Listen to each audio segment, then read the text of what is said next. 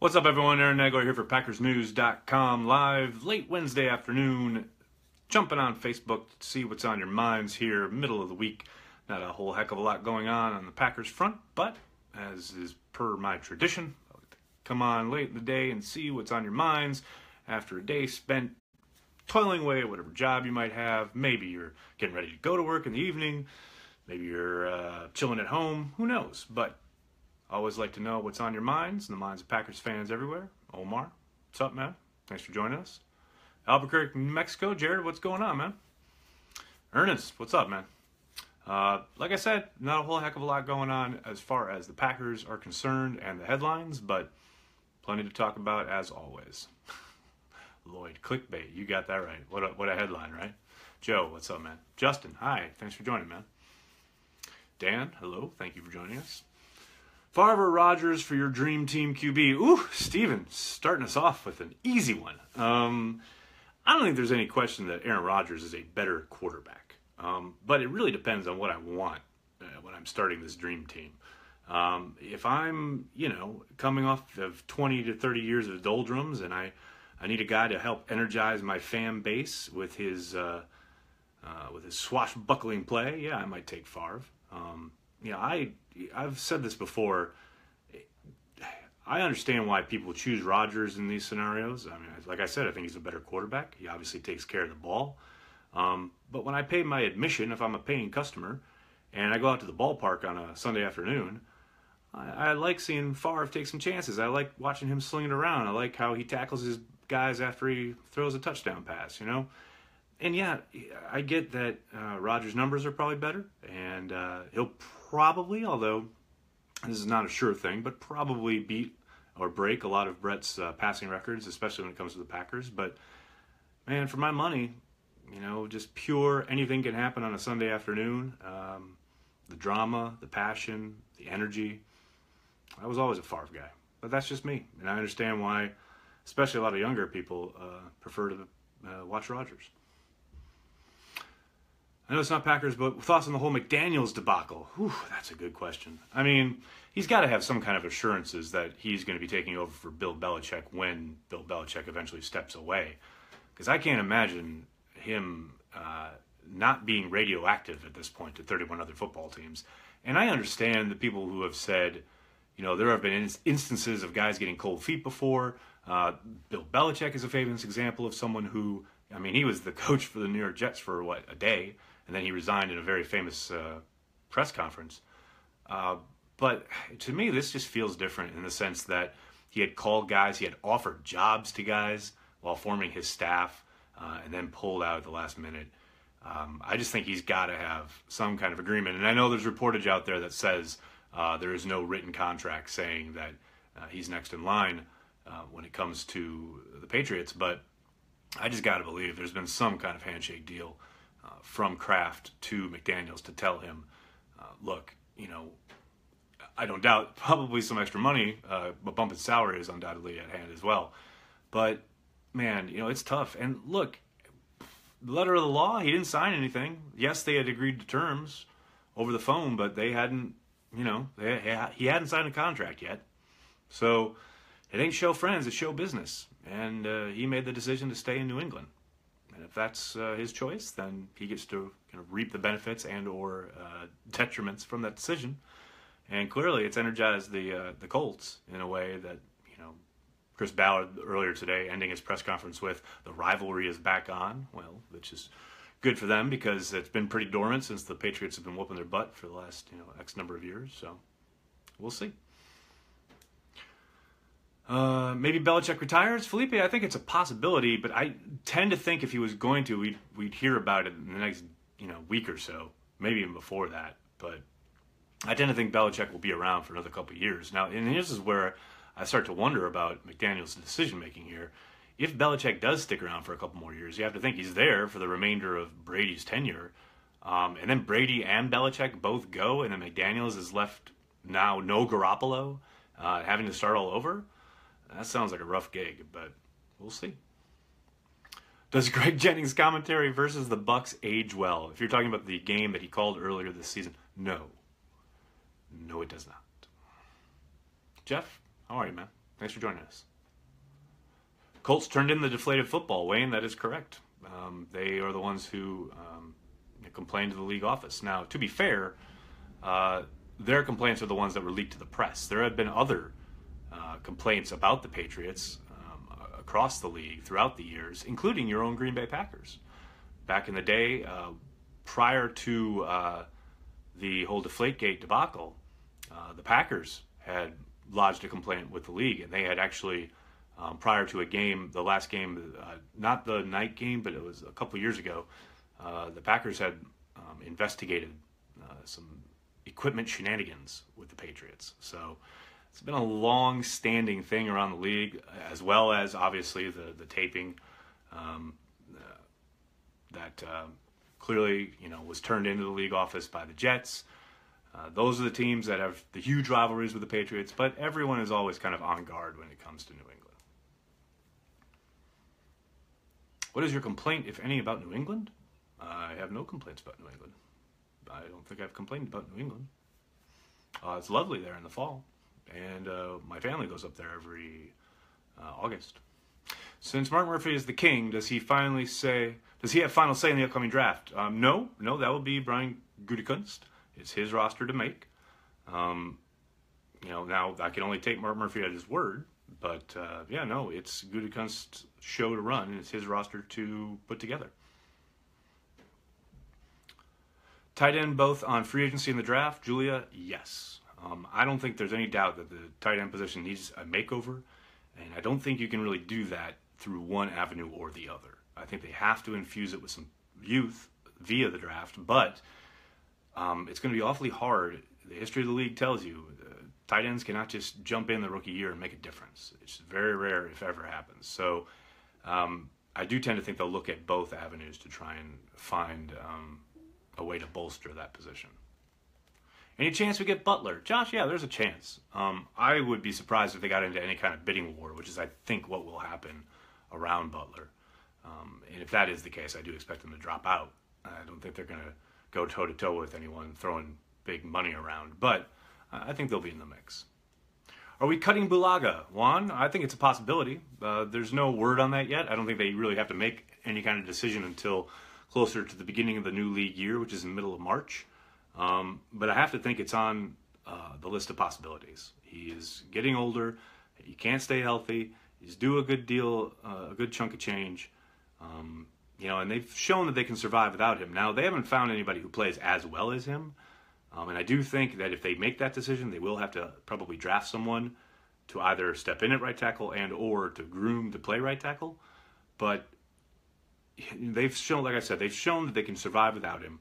And the fact that they can't count on him to stay on the field at this point it probably points toward his getting cut. Now, that's not official. That's not reported. That's just my guesswork. But we'll find out probably mid-March.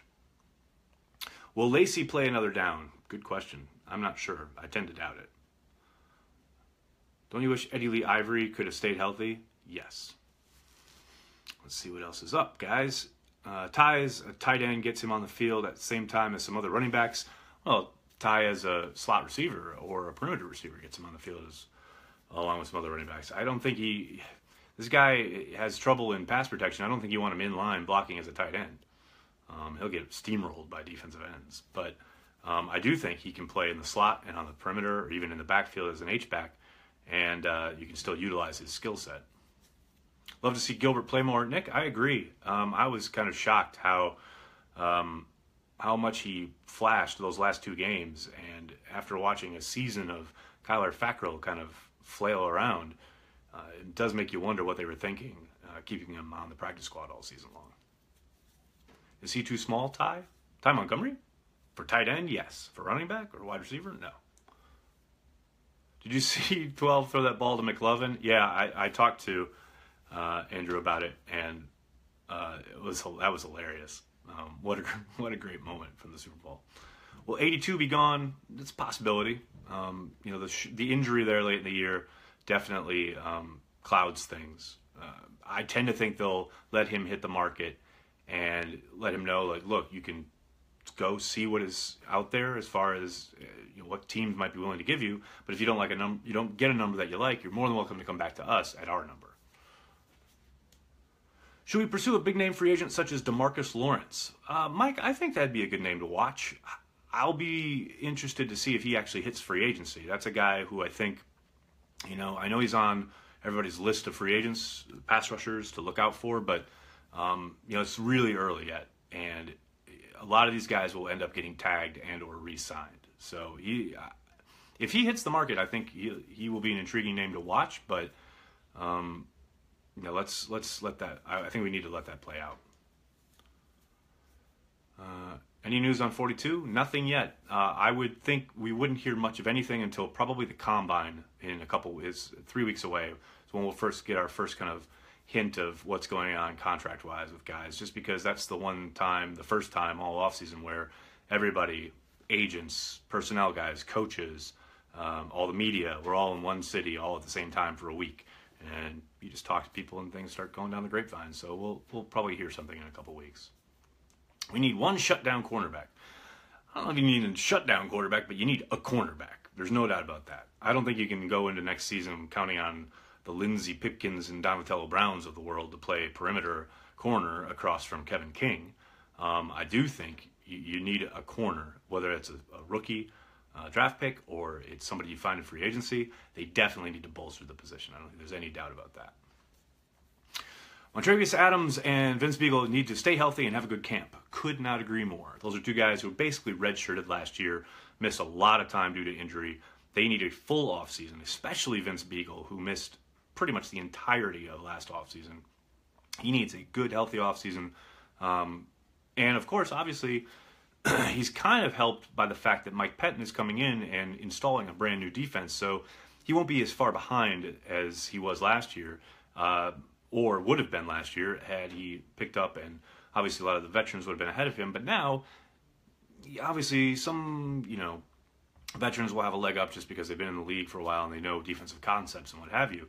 But for the most part, everyone's going to be starting on, from square one, and Biegel can hop on board and hopefully develop a little bit quicker than what we saw last season.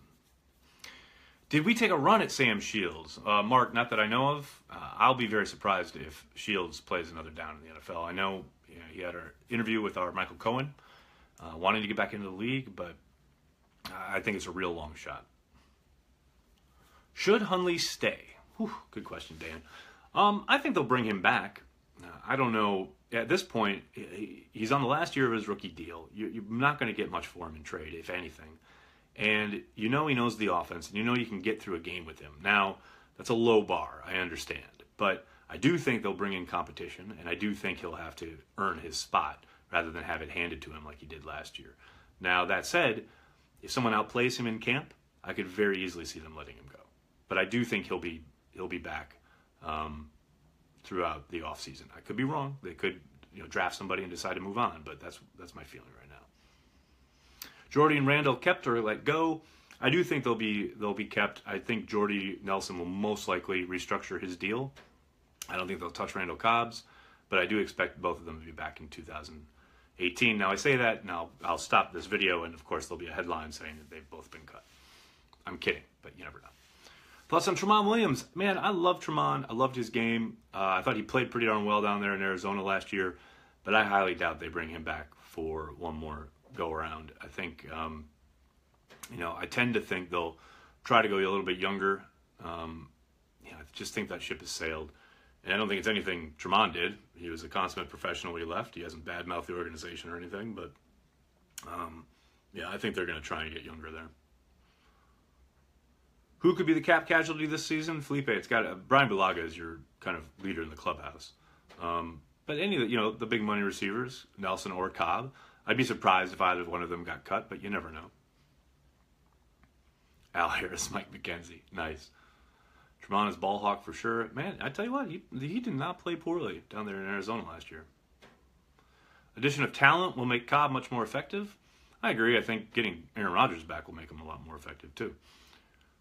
Will Gutekunst be more likely to do trades on draft day? That's a great question, Bo. I'd only be guessing if I gave you an answer, though. I have to think he'd be open to it. I don't know how aggressive he's going to be. I don't know if he's going to be wanting to trade down and acquire more picks, which is what my hunch is, or if he's going to be aggressive and trade up, which I would be surprised at. But the only way we're going to find out is to let him do his stuff. Let's see. You guys are great. What exactly is Ted Thompson's new role? Travis, that's a good question.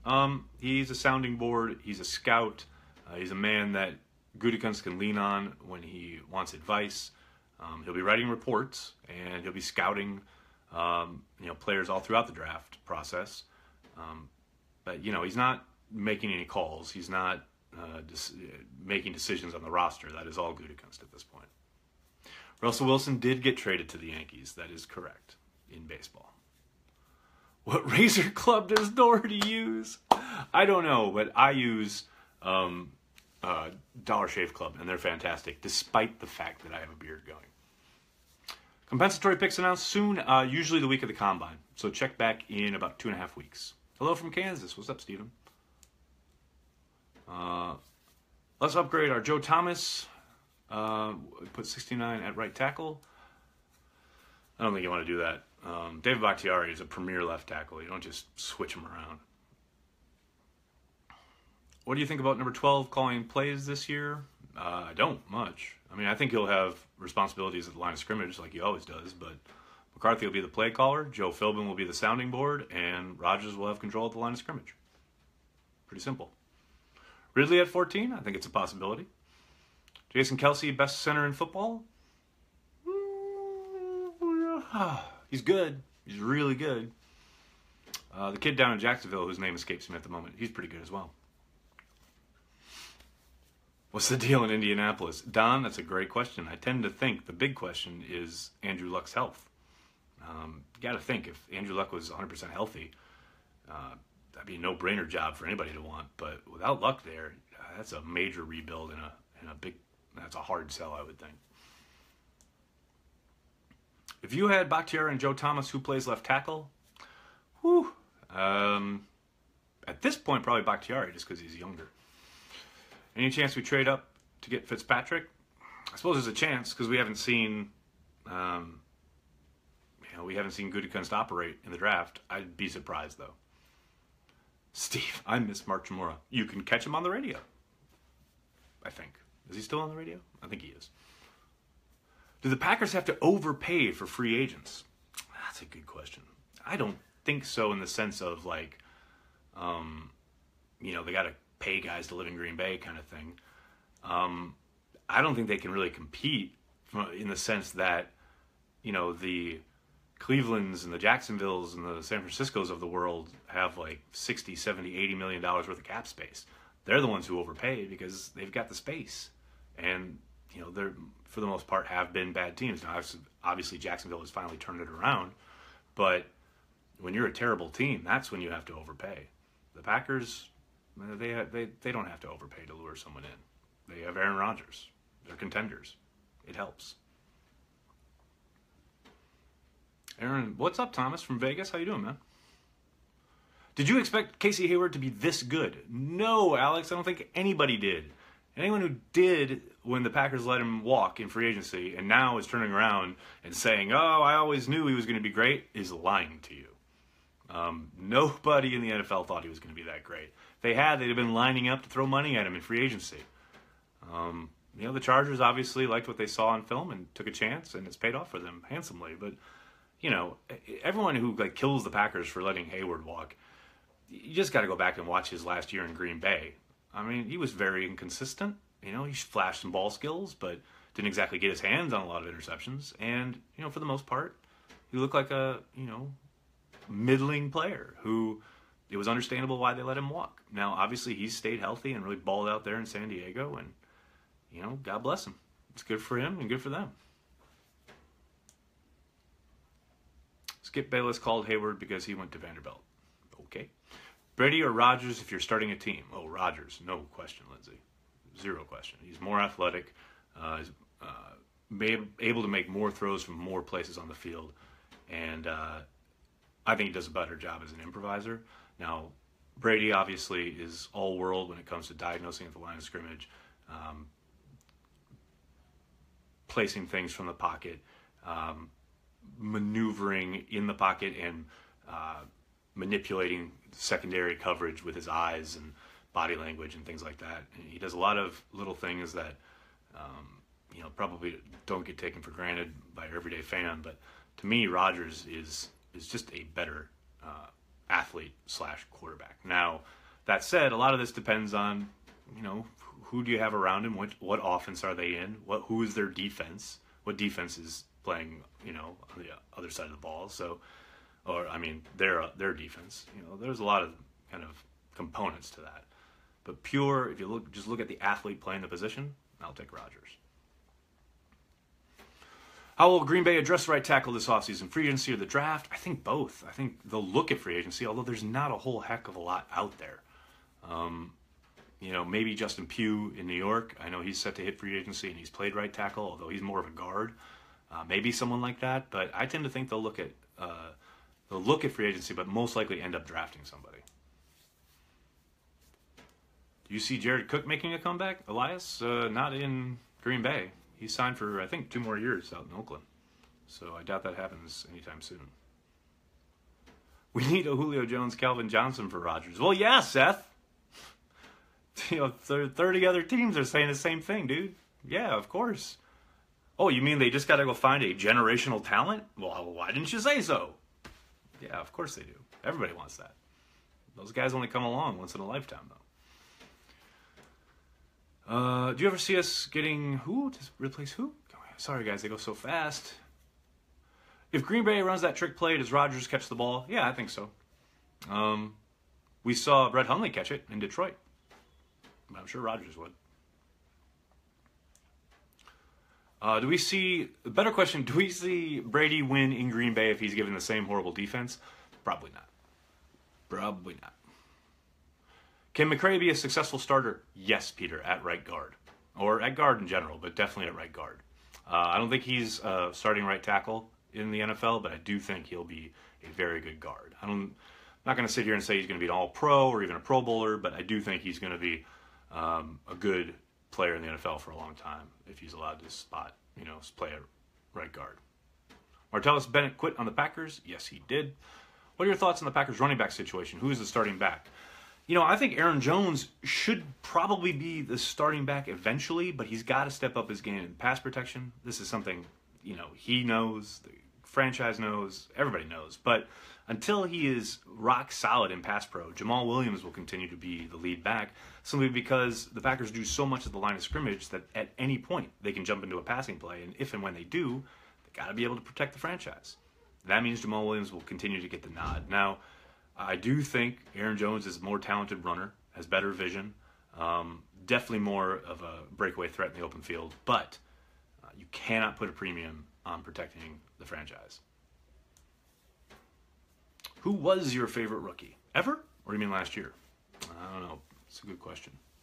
Probably Kevin King, just because the way the guy played through immense pain, popped his shoulder back in like 10 times, and played pretty darn well, all things considered. He took his lumps at times because he's a rookie, because all rookies do. But, I was pretty impressed by how he did his first season. Kyle Murphy, right tackle next year. What is that gif where the guy's got a drink, he's at a party, and he goes, I don't know, man. I don't know. I don't see it. I don't think he's a starter. I think he's a fine depth guy to have around, but I don't think you can count him to start right tackle for 16 games. Josh McDaniels, next Packers coach after McCarthy? I don't think so. Still glowing over my old neighbor Jerry Kramer making the Hall of Fame. Mark, what a special time, special moment to see Jerry Kramer going to the Hall of Fame after all these years. Just fantastic. I had a brief back and forth with his daughter Alicia this weekend. I couldn't be more happy for those guys, especially for Alicia, who has been absolutely made this her life's work for the last 10 years. To see it finally pay off for her and for Jerry, just phenomenal. Can't say enough about it. So happy for both of them. All right, everybody, I'm gonna jump Thanks so much for joining me. I'm sorry if I didn't get to your question. They do fly by fast and furious. Make sure you're checking PackersNews.com for all the latest. My latest podcast will go up tomorrow afternoon, so make sure you're looking out for that. In the meantime, check PackersNews.com, and until tomorrow, have a good night.